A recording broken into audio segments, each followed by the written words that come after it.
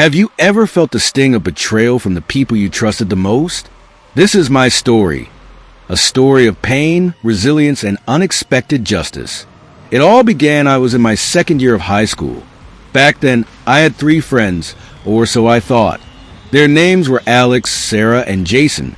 We laughed together, shared secrets, and even spent hours after school talking about our dreams. They felt like family. I trusted them completely. But slowly, things changed. It started small, snide comments disguised as jokes. One afternoon, we were sitting on the school steps, eating snacks. Sarah suddenly looked at me and said, "Oh, don't mind her," with a smirk. "She's just a little too sensitive." Everyone else chuckled. I forced a smile, pretending it didn't bother me. My cheeks burned, but I kept quiet. I didn't want to ruin the mood. The betrayal one day after school, I walked down the hallway to grab a book I'd forgotten in my locker. I heard whispering and paused when I caught my name in the conversation.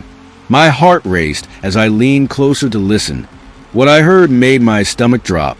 "She's so boring," Alex said, laughing softly. "Yeah, she's always tagging along like a lost puppy," Jason added with a snicker. Sarah's voice was the loudest. "Let's see how far she'll go to keep up with us."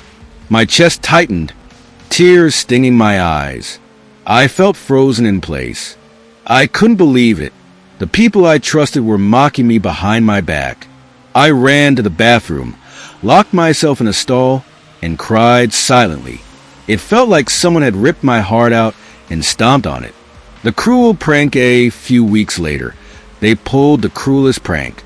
It was Alex's idea, and the others eagerly went along with it. They planned a fake birthday party and invited me. I was so excited when I got the invite. The night before, I stayed up late, baking my favorite brownies. I even decorated them with sprinkles, making sure they looked perfect. I picked out my favorite outfit, a bright yellow dress that always made me feel happy. I thought it would be a day to remember. When I arrived at the address they'd given me, the house was dark. At first, I thought it was part of a surprise. I knocked on the door, holding my tray of brownies, and smiling nervously. No one answered. I knocked again, a little harder. That's when I heard giggling. I stepped back, confused. Suddenly, the curtains moved, and I saw them peeking out, their phones in hand. They burst out laughing, flinging the door open. "Gotcha," Alex shouted, his face red from laughing. I stood there frozen, the tray of brownies trembling in my hands. "Was this the joke?" I asked, my voice barely above a whisper. "Oh, come on, lighten up," Sarah said, still laughing. Jason held up his phone, recording my reaction. The tray slipped from my hands, the brownies crashing to the ground. My face burned with humiliation. They didn't care. They just laughed harder. Tears streamed down my face as I turned and ran. That was the moment I realized they weren't my friends. They never were. Picking up the pieces for weeks, I avoided them at school. I stopped sitting with them at lunch and stayed quiet in class.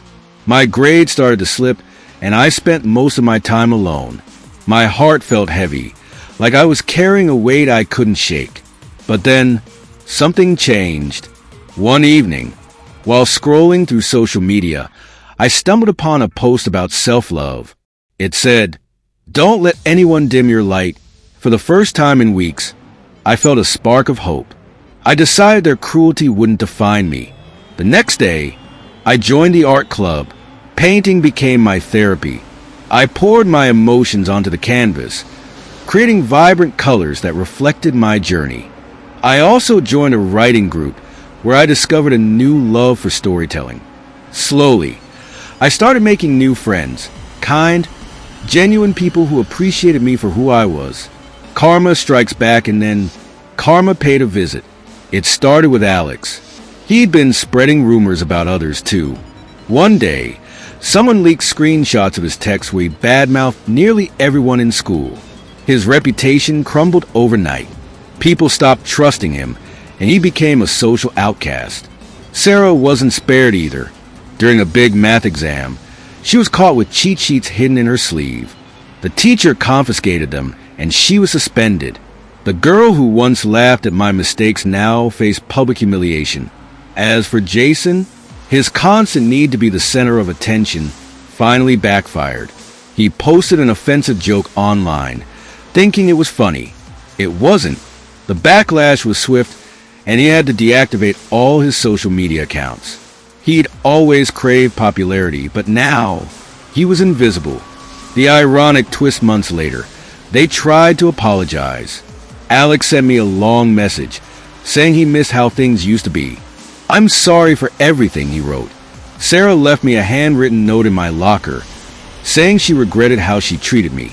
Jason bumped into me at a coffee shop and awkwardly asked if we could start over, but by then, I didn't need their validation. I had outgrown them. I smiled politely but kept my distance.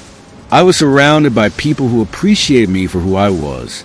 I had found happiness on my terms. Looking back, I'm grateful for the pain they caused me.